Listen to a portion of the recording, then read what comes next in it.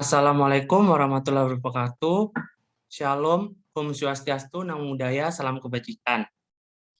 Perkenalkan Ibu, terima kasih Ibu yang telah join dalam pelatihan kali ini. Perkenalkan, nama saya Dadang Alia Bakti, saya selaku mentor pada pelatihan kali ini. Dalam pelatihan kali ini, saya akan membahas pelatihan mengenai penggunaan aplikasi Google Classroom sebagai pendukung pembelajaran daring bagi guru SDN di Dokumen 01 pada masa pandemi COVID-19, yang mana saya sendiri adalah mentor pada kesempatan kali ini, dan mengenai tematik program saya adalah program literasi desa pada masa pandemi COVID-19.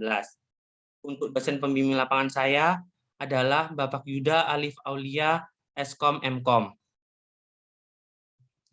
Oke, langsung saja kita masuk ke materi. Sebelumnya saya sapa-sapa dulu untuk Bapak Ibu yang join dalam pelatihan kali ini. Ada Ibu Listiawati, ada Ibu Erna Sofia, dan ada Ibu Ismini. Terima kasih Ibu telah join pada kesempatan kali ini, dan beberapa ada yang tidak on kamera. Jika kalau memang berkesempatan untuk on kamera, dipersilakan untuk on kamera Bapak Ibu sekalian. Oke, langsung saja. Google Classroom. Google Classroom sendiri merupakan salah satu platform yang dapat dimanfaatkan untuk pembelajaran daring dan merupakan learning management system yang dikeluarkan oleh perusahaan Google sehingga terintegrasi dengan produk Google lainnya seperti email, Google Meet, YouTube, dan lainnya. Jadi Google Classroom sendiri adalah suatu aplikasi yang menurut saya dapat membantu Ibu sekalian untuk menjalankan pembelajaran pada masa pandemi COVID-19. Karena dalam Google Classroom sendiri, semua dapat dikumpulkan menjadi satu, mulai satu mata pelajaran dan satu mata pelajaran lainnya. Istilahnya lebih gampangnya itu, dalam Google Classroom sendiri ini bisa menampung wadah untuk aplikasi-aplikasi, atau kalau misal di Zoom yang kemarin saya ajarkan di pelatihan sebelumnya ada Zoom, Google Meet, itu kita setiap pertemuan harus membuat link dan lain-lain. Kalau keunggulannya dari Google Classroom sendiri ini, kita tinggal satu, kita buat seluruh kelas, misal ada kelas 4 matematika, kelas 4 bahasa Indonesia, kelas 4 apa itu dijadikan satu dulu. Jadi setiap pelajaran nanti kita langsung join ke dalam kelas tersebut untuk siswa, dan mungkin wali siswanya juga bisa join. Dan untuk selanjutnya, mengenai fitur-fiturnya akan saya jelaskan sedikit. Untuk fiturnya untuk guru sendiri. Untuk guru sendiri ini, dalam Google Classroom itu dapat membuat kelas yang pastinya, dapat memberikan tugas secara rutin, baik tugas maupun kuis, dan melakukan penilaian tanpa menggunakan kertas. Nah, dalam situasi seperti ini kan kita memang dituntut untuk bahwasanya kita harus paham mengenai aplikasi-aplikasi pendukung pembelajaran online. Seperti yang sudah saya jelaskan di pelatihan-pelatihan sebelumnya, kita dapat membuat Zoom, seperti pada kesempatan kali ini kita dapat join membuat Zoom, atau Google Meet, atau media pengumpulan tugas lainnya, seperti Google Form yang sudah saya ajarkan di pelatihan-pelatihan sebelumnya. Untuk pelatihan ini memang saya khususkan untuk Google Classroom, karena menurut saya Google Classroom ini adalah mencakup keseluruhan dari pelatihan-pelatihan saya sebelumnya. Karena dalam Google Classroom itu memang sedikit agak ribet, namun jika dipahami lebih jelasnya, kita akan mendapatkan keuntungan yang lebih dari Google Classroom ini sendiri. Karena yang saya ketahui, dapat kita ketahui bersama, di SDN Tugu Mencak belum ada e-learning di sekolahnya, maka dari itu sebagai pengganti learning bisa menggunakan Google Classroom. Dan di Google Classroom pastinya kita bisa menstrukturkan kelas-kelas seperti kelas-kelas, dalam hal itu kita dapat menyelaraskan seperti itu. Terus selanjutnya memberikan tugas melalui dan melakukan penilaian tanpa menggunakan kertas. Itu yang pasti. Terus untuk fitur untuk muridnya ini setelah gurunya membuat tugas atau membuat kelas, jika muridnya ini akan join ke kelas tersebut, itu bisa mendaftarkan melalui murid, karena ada 3 sistemnya, ada dari murid, ada menjadi guru, dan ada menjadi orang tua wali murid, seperti itu. Terus fitur untuk orang tua murid. Orang tua murid ini juga bisa memiliki akses ke Google Room, mereka bisa mendapatkan email secara rutin mengenai hasil kerja anaknya, dan juga melihat semua aktivitas yang dijalankan. Jadi orang tua tetap bisa untuk mengontrol anaknya, agar anaknya ini mampu apa enggak dalam penilaian tugasnya, seperti itu. Misal gurunya memberikan tugas matematika untuk kelas 4, dan ternyata setelah mengerjakan tugas dan mengumpulkan nilainya 40. Kan biasanya cenderungnya kalau anak dikasih tugas dan nilainya jelek, pasti malu dong untuk memberitahu orang tuanya. Lah, fitur dari Google Classroom untuk orang tua wali muridnya, orang tua muridnya mendapatkan email notifikasi secara rutin hasil kerja anaknya dan melihat semua aktivitas yang dijalankan. Jadi, meskipun situasi pandemi COVID-19 yang memang pada dasarnya tak kunjung selesai seperti ini, dari Google Classroom ini para orang tua, siswa, bahkan guru itu seperti seolah-olah melakukan tatap muka dan semua tahu mengenai sekolahnya dan aktivitas-aktivitas yang biasanya dilakukan. Namun cuma beda pembelajaran, yang awalnya offline, tapi sekarang dirubah menjadi online semua, bisa dikerjakan di rumah, dimanapun tempatnya, seperti itu. Lalu untuk fitur untuk pihak administrasi. Administrasi ini biasanya yang mengurus jadwal dan urusan terkait pengajaran juga bisa mengatur semua di Google Classroom ini. Maksudnya untuk jadwal upload tugas, jadwalnya, deadline-nya minggu depan. Dari minggu ini kita udah bisa mempersiapkan dan bisa di-set untuk tugas ini nanti launching di hari keberapa, jam keberapa, dan pengumpulannya itu jam berapa. Misal pengumpulannya memang 2 jam. Kalau ujian kan biasanya 2 jam atau berapa itu, kalau melebihi dari 2 jam tersebut, Google Classroom itu bisa mendeteksi siapa yang mengumpulkan lebih cepat, siapa yang mengumpulkan telat. Karena notifikasinya jelas berbeda, Ibu. Jadi kalau kita mengumpulkan telat, pasti ada tulisan telat. Tapi kalau kita mengumpulkan langsung, itu pasti hasilnya langsung bisa, biasanya itu ditandai kalau kita pengumpulan telat itu biasanya notifikasinya itu warna merah, seperti itu. Tapi kalau kita berhasil mengumpulkan pada saat tepat waktu, itu biasanya warnanya hijau, seperti itu. Oke, langsung saja. Nah, untuk keunggulan dari Google Classroom itu banyak sekali sebenarnya. Ini saya bisa contohin seperti guru bisa melakukan beberapa tugas dari satu tempat yang sudah saya jelaskan sebelumnya. Itu gurunya dapat keuntungan seperti itu karena kita dapat membuat seluruh kelas, setiap wali kelas siswa itu, misal guru 4, 6 dipegang oleh Bu Listiawati, untuk guru kelas 5 dipegang Bu Erna dan lain sebagainya, itu bisa langsung. Jadi wali kelasnya yang mengeset untuk seluruh mata pelajaran dari anak tersebut. Jadi nanti untuk guru pendidikan agama, guru dari IPS, IPA itu bisa melakukan tugas dan koordinasi dengan Bu Listiawati, seperti itu. Lalu yang kedua adalah komunikasi dan kerjasama yang lancar. Dokumen tersimpan dengan rapi dan aman, karena yang tahu Google Classroom ID-nya hanya gurunya. Dan otomatis Google Classroom ini selain dapat di laptop, kan bisa di HP, dan HP selalu dibawa kemana-mana. Jadi dokumen tersimpan, tugas rapi tersimpan di situ, tertata rapi, dan kalau istilah anak zaman mudanya itu lebih estetik, seperti itu, Ibu. Lalu, ya ini yang ditunggu-tunggu adalah cara masuk ke Google Classroom untuk pertama kalinya. Jadi pada pelatihan ini kan memang saya sudah survei dan memang belum mendapatkan pelatihan mengenai Google Classroom dan bahkan tidak tahu sebetulnya apa Google Classroom itu. Jadi dari pelatihan ini saya bisa menjelaskan mengenai Google Classroom, seperti itu. Yang pertama, jelas buka browser di PC atau laptop Anda.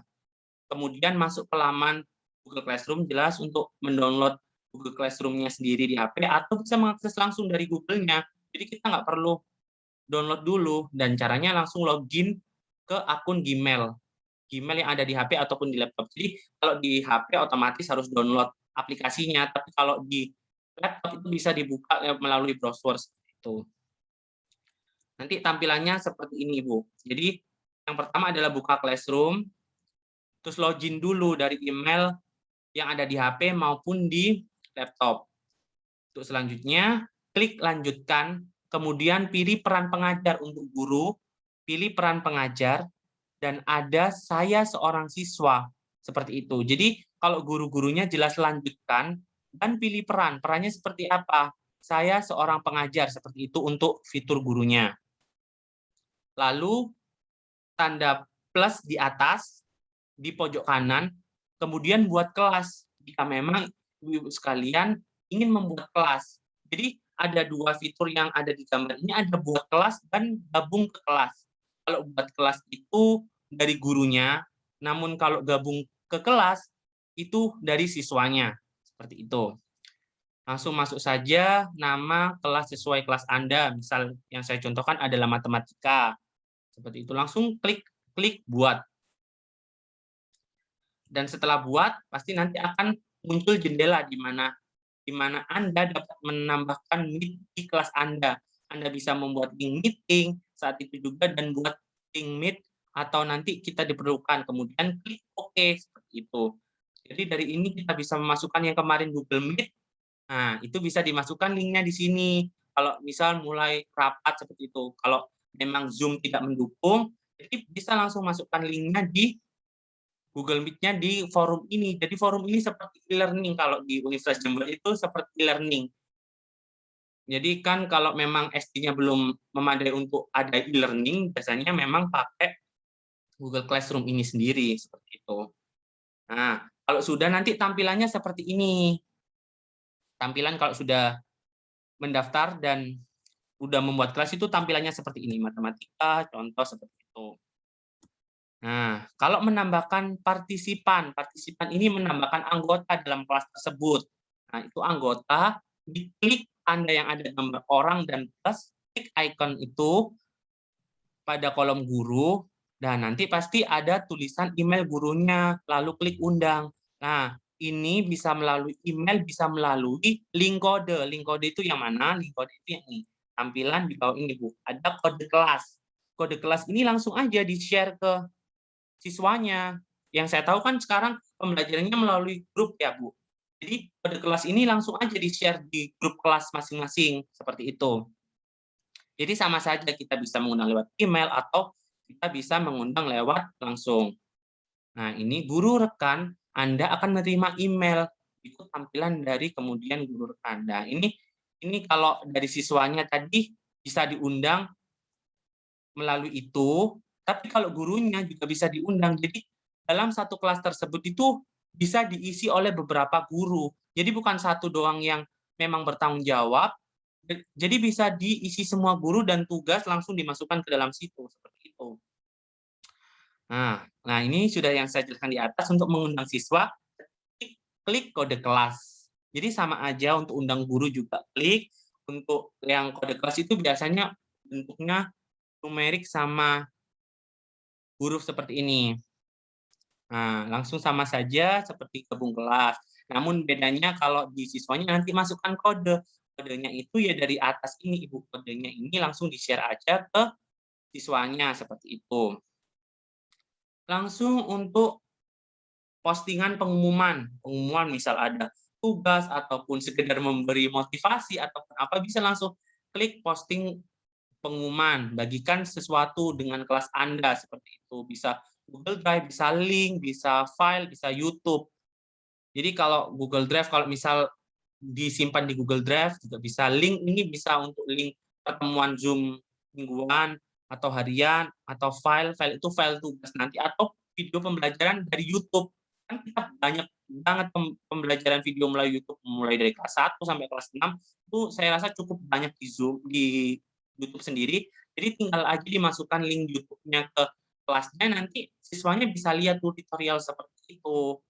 Nah, postingan pun bisa dijadwalkan yang sudah saya jelaskan tadi. Jadi mempermudah sekali. Jadi kita sekalian satu hari ini buat jadwal selama 1 minggu. Terus untuk jadwalnya ditentukan, jadwal-jadwalnya ditentukan. Jadi kita sekalian satu kerja, tapi itu dapat di hari-hari selanjutnya, seperti itu. Jadi kita bisa set jadwalnya seperti ini.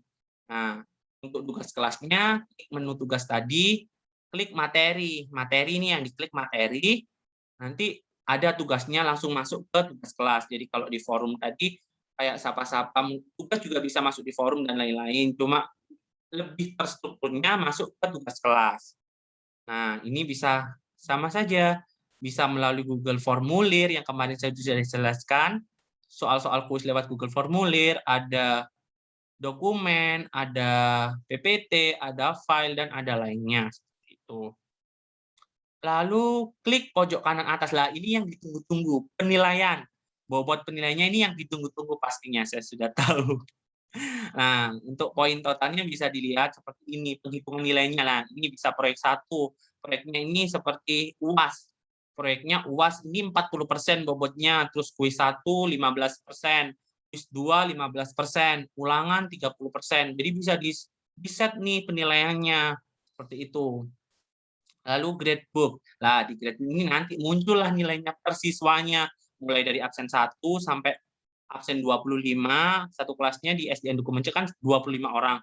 Nah, itu nanti bisa muncul seperti ini. Jadi seperti rapot harian seperti itu. Jadi kita nggak perlu anaknya harus disuruh datang ke sekolah untuk melakukan tugas, itu pun gurunya yang selalu memberikan informasi, dan itu informasi yang datang bukan dari siswanya, datang dari orang tuanya, dan banyak sekali yang tidak melakukan tugas. Jadi di sini kita bisa tahu dari 25 anak siapa sih yang nggak ngerjakan tugas, siapa sih yang nggak join, seperti itu.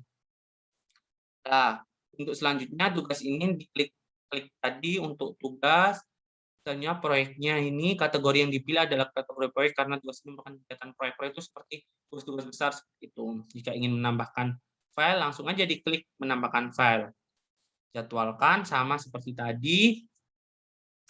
Lalu tugas kelasnya bisa tugas kuis, pertanyaan. Jadi bisa dibuat di Google Classroom, ini yang lebih tertata, bisa dibuat di Google Form seperti pelatihan yang kemarin itu, Ibu. Jadi itu namanya Google Form, ini sudah jelaskan membuat kuis di seperti itulah. Ini kalau link kuisnya nanti langsung masuk seperti ini kuisnya. Jadi buat dulu di Google Form bisa, langsung dimasukkan aja ke sini. Jadi di sini itu seperti e-learning-nya, seperti pegangan siswa lah istilahnya, seperti itu gampangannya. Nah, jadi ini siswa dapat membalas jawaban siswa lain seperti itu. Dicentang aja. Nah, seperti itu. Jadi sesimpel itu Ibu untuk pelatihan kali ini. Jadi mungkin ada tanggapan atau apa gitu untuk materi akan saya share selesai pelatihan ini. Gitu. Mungkin ada tanggapan dari Ibu Listiawati, Bu Erna, Bu Ismi, dan beberapa guru yang belum bisa on time, bisa untuk mungkin ada tanggapan atau apa. Dan mengingat waktu juga sudah pukul 11, jadi kalau mungkin ada yang ditanyakan atau tidak, Ibu sekalian? Oke, mengingat waktu sudah 11 dan sudah memasuki azan zuhur juga, saya akhiri saja pelatihan kali ini, Bu. Kurang lebihnya saya mohon maaf. Billahi taufiq wal hidayah. Wassalamualaikum warahmatullahi wabarakatuh. Sampai bertemu di SDN Dukuh 01 bersama saya lagi, karena kita masih bertemu lagi. Jadi untuk kedepannya kita bisa diskus lagi di sekolah. Karena saya mengadakan pelatihan ini kan tujuan utamanya sebenarnya untuk Ibu sekalian agar paham mengenai Zoom. Nah, ini di Zoom ini biar Ibu paham, dan alhamdulillah saya yang awalnya berpikiran untuk bisa nggak ya target saya, tapi alhamdulillah Ibu sekalian adalah kooperatif dengan saya, dan pelatihan saya sebelumnya bisa diterapkan oleh siswa-siswa di SDN Dukuh Menjak. Saya sangat senang sekali, Ibu. Terima kasih banyak. Mohon maaf bila saya ada kata yang disengaja maupun tidak sengaja. Sampai bertemu di pelatihan-pelatihan selanjutnya bersama saya dan yang lain. Tetap semangat, jaga kesehatan, dan sampai jumpa. Terima kasih.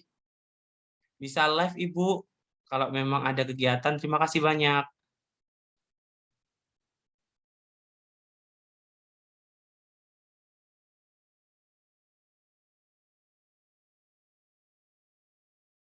Monggo, terima kasih.